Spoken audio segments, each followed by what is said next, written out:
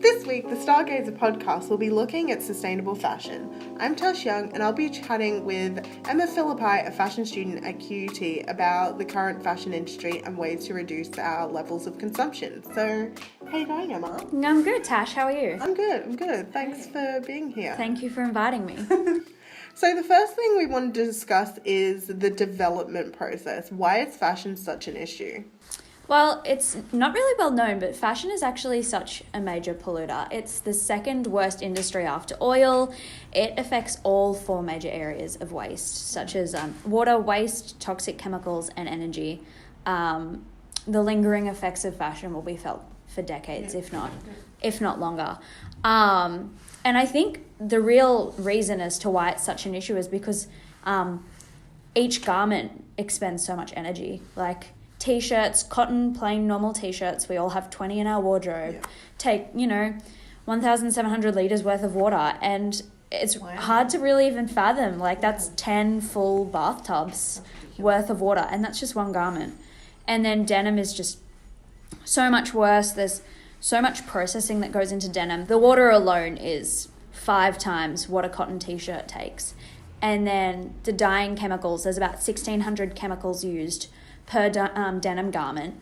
And typically they're all washed off the denim and put into local waterways of regions that are known for producing denim. So in China, there's a river in Xinjiang called the East River, and it's so malodorous and polluted that Greenpeace came along in 2010 and took a sample from the bed of that river, and they found that the typical levels of, lead, copper, cadmium exceeded typical standards, and it was like cadmium was there over 128 times. And and it's like, what are they using that water for, let alone like the impact of that?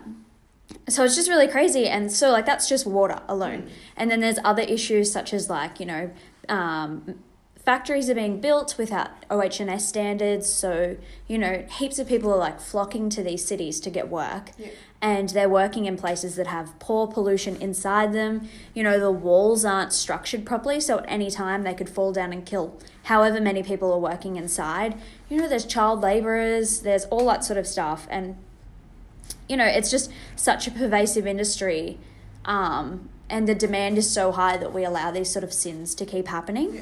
I read a really interesting statistic actually recently about Chinese and Indian farmers. They can typically predict the season's colour or the upcoming season's colour because their waterways will run bright with that colour. So, the Pantene 2018 Pantene colour of the year was ultraviolet purple. Yeah. So they had waterways just flooded with purple dye. And it's like, where is that water going? Is it being used on crops and like agriculture that they'll eat, that we'll eat? Wow. Are there cows drinking it? Like who, like this is affecting more than just the waterway. Like even the fish inside the creek and the river are being so impacted by, issues that have no standards, this would never happen in Australia because we would never allow it to happen in Australia, but we would happily wear garments from that industry. Yeah, because we can't see it. It's absolutely, we'll just so be it. Yep. No. Yeah. Not good enough. No, it's truly, it's really shocking, when you see images of it and just, the blue chemical dye, staining the floors, and it's giving people cancer. I definitely didn't realize that, and now that you're telling me, I'm like, why am I wearing a T-shirt and jeans? I know, and everyone has denim, and T-shirts. It's so it's not as if you're like, oh no, it's just the man-made fibers. No, it's fibers that are organic as well. Yeah. So what can we do to recognize what makes a garment or a label sustainable? It's difficult because a lot of it is marketing nowadays. Sustainability and brands that sort of advertise sustainability are sustainable. They are. Yeah.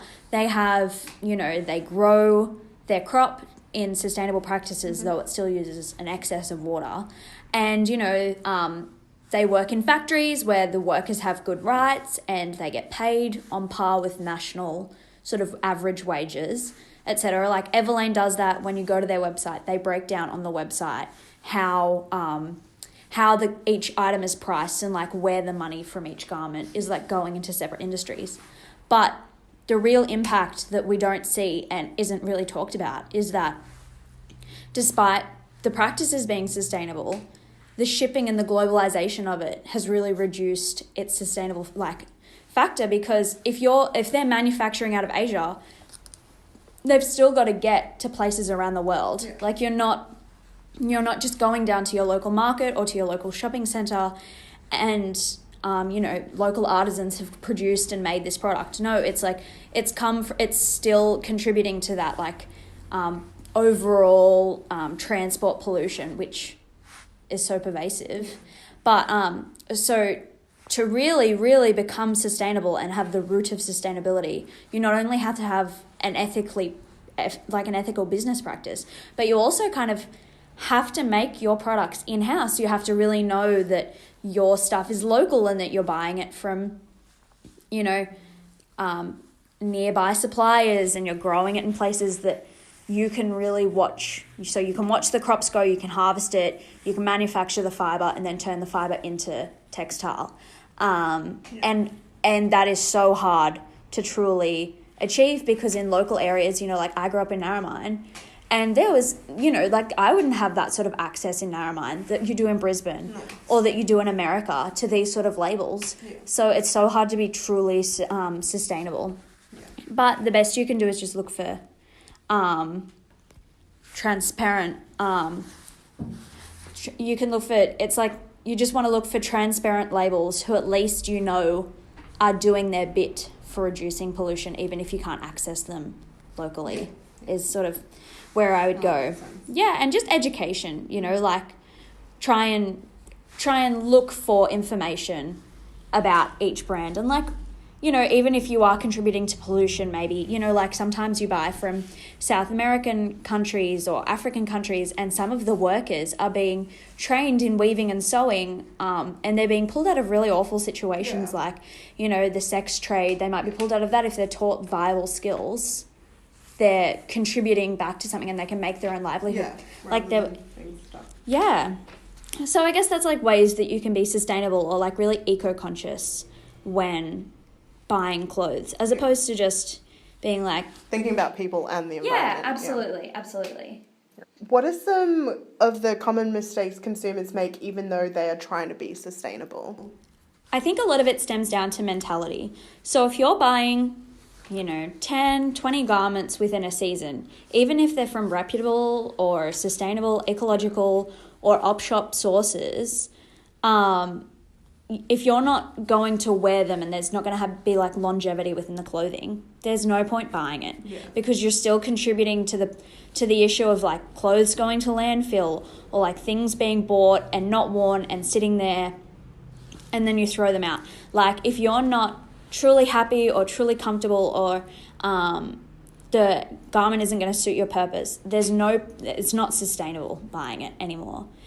You've either got to have a purpose or just a true love for the item to really buy it, because otherwise it's just sort of sustainable so it's just fast fashion being sort of like hidden under the umbrella of sustainability. It's still the same sort of mentality. Another thing that is really good is, if you can, and obviously I said this before, it's really difficult to, buying in person is a really good way of, so like obviously the desire to online shop is strong. Yeah. I love online shopping. Yeah. Everyone does. And why would I have to get out of bed? Yeah. Great. But if you try stuff on, you can sort of, the garment, what you're getting, does it suit? You love it. Exactly. Yeah. And, does it skim over my like awkward patches and does it flatter my body? Like, or does the color work? So much of like buying and shipping and returning online, even though you're obviously like still returning it, it's still contributing to the issue. Yeah. But obviously, again, I know that buying in person is not always available. But another thing, available. Yeah, absolutely, we're available, and it's enjoyable, the process of like going out and like finding something and that like true love sort of moment. Yeah. And investing in a piece absolutely, that you know that you're going to wear. Make it really time romantic, and time again. falling in love with a piece every single time. But then also, if you have that love for an item, you'll want to maintain it. Like, something that's really underrated is, like, laundering. So, like, how you maintain and protect your garment over the years. You know, do you know how to wash it properly?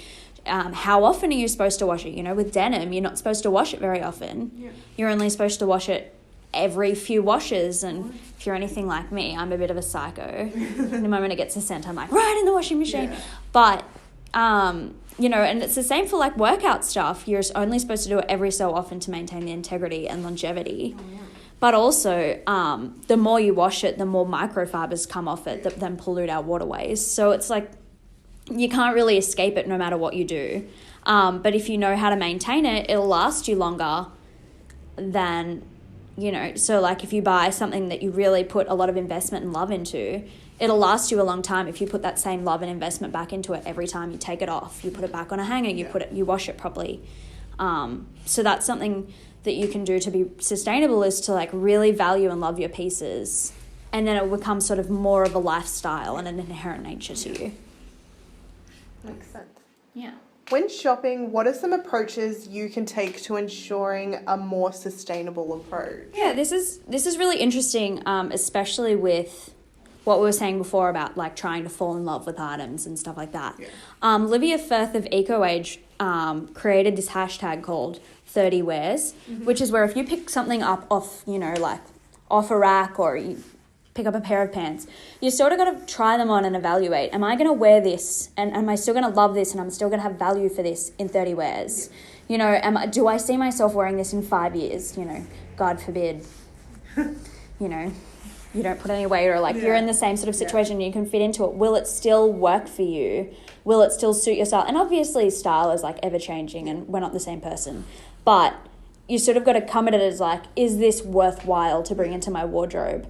You know, like, obviously we all love the transitional seasonal pieces, like the florals and whatever. But if you know, if you're only going to wear it once and you're going to pay $50, $60, $70 for it, what's the cost per wear, as opposed to something that you would pay $100 or $200 for but wear it 50 times? Yeah. So that's sort of how you can, like, start being more sustainable and, like, more conscious of, like, what you buy. But other ways that you can, like, get your fix for, like, online shopping as well is, like, going to, like, non-traditional retailers like eBay and ThredUp, which is an American company, and Depop, where people sell secondhand clothing and sometimes unworn. Like, I'm sure you know as well as me that there are so many items in my wardrobe that are just sitting unloved. Me too. Yeah, and, you know, you pop them on there for, like, $2-3 and maybe pay $15 for it. And yeah, it, like, there is that element of risk of, like, it won't fit. But you're satisfying that, like, same urge for, like, it's like the thrill of a good hunt, you know, when you find something and you're like, yes, this is exactly what I wanted. But, you know, like, but you're still sort of satisfying that, like, shopping craving. So, like, looking for those sort of, like, different avenues for finding resources.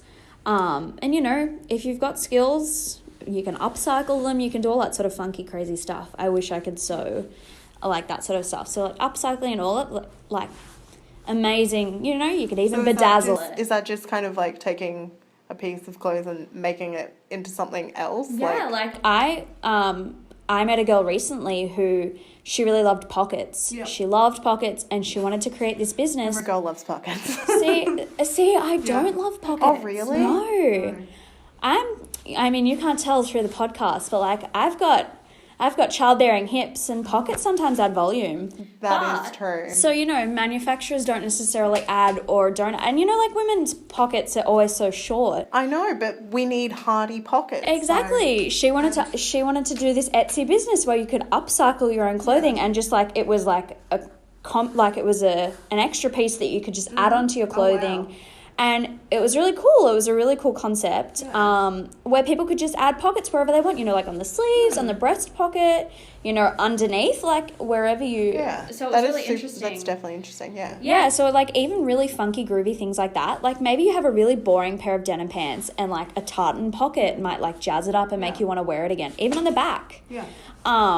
So stuff like that is really cool, and, like, you can have a lot of fun experimenting with fashion and trying to be more sustainable and, like, repurposing and recreating your own wardrobe. It's not just about wearing, like, one piece of it's investment piece all the time. Exactly. Yeah. It's not, you don't have to wear like that basic beige dress all the time. You don't have to like come into sustainable fashion thinking, like wearing a hemp bag. Exactly. It doesn't have to be all about being like, you like make it as out of the box as you want it to be. And that's like always been the benefit of fashion. Yeah. But it's just about being more conscious about how you reproduce and like, and where your buying power sits. Yeah. Like, are you investing in Zara or are you investing, which, I love Zara, but like, you know what you're investing in and what sort of like trade you're buying into.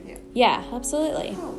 Well, that's been super informative. I've definitely learned a lot. I hope our listeners have also thank you for having learned me. some stuff. Yeah, thank you for coming in. Great. Have a lovely one. You too. See ya.